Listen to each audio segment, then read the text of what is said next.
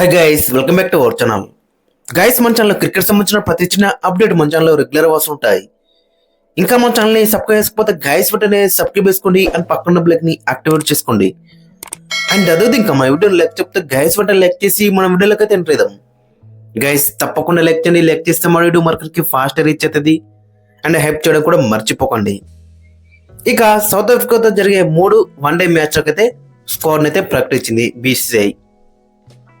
There is no Akshar Patel, there is no Varun Chakravarti.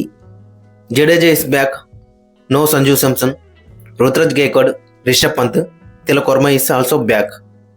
So overall చూసుకుంటే squad చూస్తే మాత్రం చాలా మనకి బెటర్ గా కనబడుతుంది. అండ్ ఫాస్ట్ బౌలింగ్ లో చూసుకుంటే ఇద్దరు ఫాస్ట్ బౌలర్లకు అయితే రెస్ట్ అయితే ఇచ్చిల్లు. ప్రస్తుతం ఆడుతున్న టెస్ట్ మ్యాచ్ ఆడుతున్న ఫాస్ట్ బౌలర్లకి ఇద్దరికైతే రెస్ట్ అయితే ఇచ్చిల్లు. బట్ అక్కడ అక్షర్ పటేల్ ని మేబీ డ్రాప్ చేసినట్టయితే కనబడుతుంది. ఇంకా మెయిన్ గా చూసుకుంటే కెప్టెన్ అండ్ వైస్ కెప్టెన్ ఇద్దరు కూడా లేరు. ఇంజూర్ కారణంగా ఇద్దరు కూడా మిస్ అవుతున్నారు ఈ సిరీస్ వచ్చేసి. అక్కడ కెప్టెన్ వచ్చేసి మనకి కేఎల్ రాహుల్ అయితే కనబడుతున్నాడు. సో కాబట్టి కేఎల్ రాహుల్ దగ్గర నుంచి కూడా మంచి కెప్టెన్స్ అయితే ఎక్స్పర్ట్ అయితే ఎత్తున్నాం.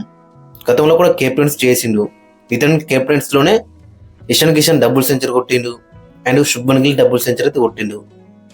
సో కాబట్టి మరి ఇతని కెప్టెన్స్ లోనే మనమైతే ఎక్స్పర్ట్ అయితే ఎత్తున్నాం. రోహిత్ శర్మ డబుల్ సెంచరా, లేదంటే ఎస్ఎస్ జైస్వాల్కి ఇస్తారా ఛాన్స్, లేదంటే రుతురాజ్ గైక్వాడ్కి ఇస్తారా ఓపెనింగ్ అనేది ఇంట్రెస్టింగ్ కనబడుతుంది. మిడిల్ ఆర్డర్ స్పాట్ లో కూడా పోటీ అవుతుంది. అక్కడ రిషబ్ పంత్ ఉన్నాడు, తిలక్ వర్మ ఉన్నాడు, ధ్రువ్ జురెల్ ఉన్నాడు. సో కాబట్టి మిడిల్ ఆర్డర్ లో కూడా చాలా మనకి పోటీ అయితే కనబడుతుంది. అండ్ ఓవరాల్ చూసుకుంటే స్కోర్ మాత్రం చాలా మనకి బెటర్ కనబడుతుంది. రిషబ్ పంత్ కంబ్యాక్ చేస్తున్నాడు ఓడిఐ ఫార్మేట్ లో. తిలక్ వర్మ అతన్ని ఎప్పటి నుంచో రైడర్లు అయితే ఉన్నాడు. అండ్ రుతురాజ్ గైక్వాడ్ కూడా రీసెంట్ గా చూసుకుంటే చాలా బెటర్ ఇన్నింగ్స్ అయితే ఆడిండు. మొత్తం చూసుకుంటే రీసెంట్ గా సౌత్ ఆఫ్రికా ఏ సిరీస్ లో 3 ఇన్నింగ్స్ లో 210 రన్స్ అయితే స్కోర్ చేసిండు. 105 యావరేజ్ తోని, 117 స్ట్రైక్ రేట్ తోని. సో కాబట్టి రుతురాజ్ గైక్వాడ్ కూడా అక్కడ డోర్లు అయితే బద్దలు కొట్టిండు అండ్ స్కోర్లకు అయితే వచ్చిందని చెప్పుకోవచ్చు. మరి ప్లేయింగ్ లెవెల్లో అవకాశం ఇస్తారా ఇయర్ అనేది మనకి ఇక్కడ క్వశ్చన్ మార్క్ గా కనబడుతుంది. బట్ రోహిత్ శర్మతో మరి ఇంకొక ఓపెనర్ ఎవరు అనేది ఇంట్రెస్టింగ్ కనబడుతుంది. జైస్వాల్, రుతురాజ్ గైక్వాడ్, ఇక్కడ వీళ్ళిద్దరి మధ్య గట్టి పోటీ అయితే ఉంటుంది. అక్కడ రీసెంట్ లాస్ట్ 2 మ్యాచ్ ఆడిండు, టెస్ట్ మ్యాచ్ ఆడిండు. రుతురాజ్ గైక్వాడ్కి ఒకసారి ఛాన్స్ ఇద్దాం అనుకుంటే రుతురాజ్ గైక్వాడ్కి ఇవ్వచ్చు. గైస్ మరి మీ యొక్క ఓపెనర్ అయితే కింద కామ్స్కుంటే మెయించండి. అక్కడ రోహిత్ శర్మతోని మరొక ఓపెనర్ ఎవరనేది ఖచ్చితంగా కింద కామ్స్కుంటే మెయించండి. జైస్వాల్ అయితే బెటర్ ఉంటుందా, లేదంటే రుతురాజ్ గైక్వాడ్ బెటర్ ఉంటుందా అనేది ఖచ్చితంగా కింద కామెంట్స్ అయితే మెన్షన్.